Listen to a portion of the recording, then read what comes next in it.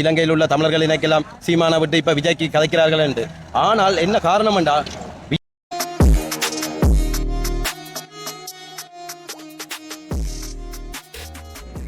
வணக்கம்.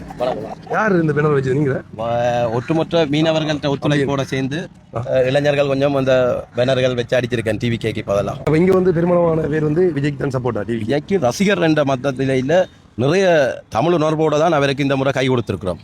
அனைத்து இளைஞர்களும் 99% இளைஞர்கள் கூடுதலான ஆக்கள் விஜய்க்கு தான் கூடுதலான ஆதரவும். மற்றது இப்போ ஒரு தேர்தலில் களத்தில் இறங்கியிருக்கார். முதல் முறை அவரை இந்தியாவில் நாங்கள் அரசியலுக்கு இறக்கி கிடக்கு.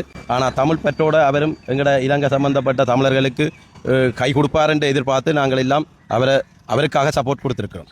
விஜய் கட்சி வரதுக்கு முதல்ல வந்து நீங்கள் யாருக்கு சப்போர்ட் பண்ணி கொண்டு இருந்தீங்க? இதுக்கு முதல்ல வந்து நாங்கள் சீமானுக்கு தான் சப்போர்ட் பண்ணினாங்க. இப்போ வந்து விஜய் சீமானுக்கு சப்போர்ட் பண்ணி கொண்டிருக்க விஜய்கிட்ட ரசிகராக இருந்த நாங்கள்.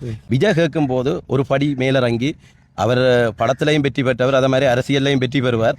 அதே நேரத்தில் எங்களோட தமிழ் மக்களை ஒருபோதும் கைவிட மாட்டார் என்று நாங்கள் நம்பித்தான் அந்த களத்தில் இறங்கி இருக்கிறோம். சரி, இப்போ நீங்கள் இலங்கையில் இருந்து கொண்டு இந்தியாவில் அந்த நடக்க போகிற தேர்தலுக்கு வந்து இங்கே வந்து ஏன் சப்போர்ட்டை தெரிவித்து கொண்டிருக்கிறீங்க? சொல்ல போனால் இந்தியா தொப்புள் கொடி உறவுகள்லாம் இங்கே உள்ள தமிழர்களும் இருக்கிறார்கள்.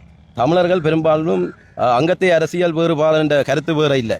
அங்கே ஒரு நல்லது நடந்தால் இங்கே உள்ள தமிழர்களை இல்லாமல் கை கொடுப்பார்கள் என்ற நம்பிக்கை மத்தியில் இந்த முறை நாங்கள் விஜய்க்கு, இதுக்கு முன்னுக்கு சீமானுக்கு இருந்தனா இந்த முறை விஜய்க்கு ஆதரவாக மீனவர் எத்தனையோ இளைஞர் சமுதாயம் ஃபுல்லாகவே விஜய்க்காக ஆதரவாக நிற்கிறோம். அப்போ 2 முறை வந்து சீமான் கேட்டு தோத்துருக்காரு. அதுக்கப்புறம் வந்து சீமான் வரணும் வேண்டாம், சீமான் தான் நிறைய இடத்துல வெட்டி கலைச்சு கொண்டு இருக்காரு. நாங்கள் இன்று வரைக்கும் விஜய்கிட்ட ரசிகர்களோ சரி, விஜயாக இருந்தாலும் சரி, சீமான தரக்குறைவாக கதைச்சதும் இல்லை. சீமான ஒரு நல்ல ஒரு இடத்திலான் வச்சிருக்கோம். தமிழ் பற்றாளர், தமிழை பற்றி உரத்து கதைச்சவர். இந்த நேரத்தில் அவர் ஒரு 2-3 தடவை அரசியலில் நின்று தமிழுக்காக, இலங்கை தமிழருக்காக நிறைய பாடுபட்டவர். அதை நாங்கள் விட்டு கொடுக்கல. இந்த தடவை அவரை முன்னோக்கி விடாமல் இந்திய அரசியல் எத்தனையோ மட்டங்கள் பின்னுக்கு தள்ளி கொண்டு போகுது. அதனால விஜய் இந்த முறை இறங்கியிருக்கார். விஜய் ஒரு வேலை என்ன முதலமைச்சர் ஆகக்கூடிய வாய்ப்பு 99% இருக்குது. ஆனால் ஒருபோதும் சீமானும் கையவிட போவதில்லை, விஜயும் கையவிட போவதில்லை.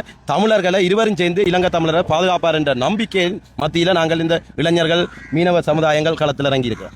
உண்மையிலே வந்து நான் அந்த ரோட்டில் வரைக்கும் பார்த்தேன், அந்த ரோட்டில் கூட நீங்கள் வந்து அடிச்சிருக்கீங்க, டிவிகே சின்னம் அடிச்சிருக்கோம். இதுக்கு முன்பு விஜயக முன்னுக்கு சீமாண்ட சின்னம் தான் இந்த ரோட்டு புல்லா மீனவர்கள் புல்லா அடிச்சது. ஆனால் முதல் தடவை இந்த ஒரு வாய்ப்பு விஜய்க்கு கைவிட்டு போனால் இனியொரு தமிழ் கட்சிகள் அந்த கூட்டு கட்சிகளை உடைக்கிறதுக்கு சாத்தியக்கூறு இல்லை.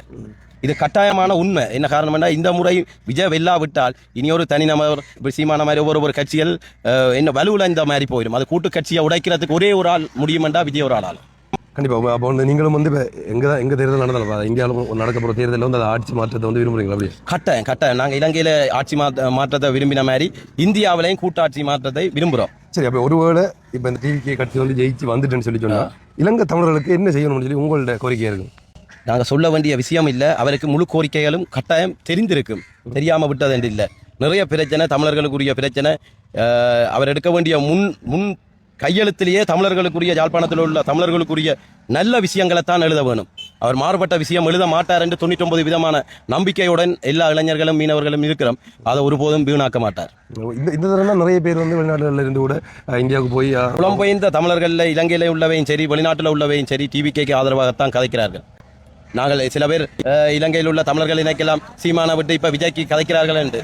ஆனால் என்ன காரணம் என்றா விஜய் ஒரு பெரிய ஒரு மெகாஸ்டாரா படத்துல இருந்து இறங்கி இந்த கூட்டாட்சியை உடைக்க வேணும் என்ற காரணத்தை காண்டித்தான் விஜய் காலத்தில் இறங்கி இருக்கிறார்.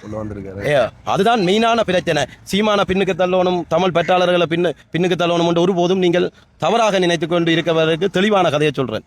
இது தனி கூட்டாட்சியை உழைச்சு ஒரு தனியாட்சியாக வந்து தமிழருக்கு முன்னுரிமை கிடைக்கும். அதே நேரத்தில் இந்தியாவில் எத்தனையோ விஷயங்கள் நாங்கள் கேட்டு கோரிக்கைகள் கேட்டு அது நடைபெறாமல் இருக்குது. கூட்டாட்சி என்ற ஆட்சியில் இந்த வாட்டி விஜய் வந்தாவது எங்களுக்கு நல்லது நடக்கும். அதோட அண்ணன் சீமானும் உள்ள பார்லிமெண்ட்டுக்கு போகணும். இருவரும் நின்று களத்தில் இறங்கி பாடுபட்டால் யாழ் மண் தமிழர்களுக்கு, யாழ் மண் இல்லை ஒட்டுமொத்த தமிழர்களுக்கும் வெற்றி கிடைக்கும் என்று நான் நம்புறேன். உண்மையிலே வந்து அதுக்கு அந்த சப்போர்ட் தெரிவிக்கிற விதமாக தான் நீங்கள் இப்போ இந்த இது வந்து கட்ட. சரி, ஓகே. அப்போ வந்து கண்டிப்பாக வந்து அடுத்த வெற்றி நிச்சயம் என்று சொல்லி சொன்னால் அடுத்த மூவ் எப்படி இருக்கு உங்கள்ட்ட வந்து? இங்கே வெற்றி நிச்சயம் என்றால் அடுத்த மூவ் எங்களை தமிழருக்கு சம்பந்தமான விஷயங்களை நாங்கள் இவ்வளவு வெற்றியை வர்றதுக்கு நாங்கள் பாடுபட்ட மாதிரி அதுக்கும் பாடுபட்டு கேட்போம். அதாவது இலங்கையில் உள்ள ரசிகர்கள் மன்றமா நீங்கள் வந்து எப்படி? அது இலங்கை ரசிகர் மன்றம் என்று இல்லை, இல்லை ரசிகர் என்று சொல்ல போனா எல்லாருமே ரசிகர்களாக தான் இருக்கிறோம். மன்றம் அப்படி என்று தெரியவண்டில்லை.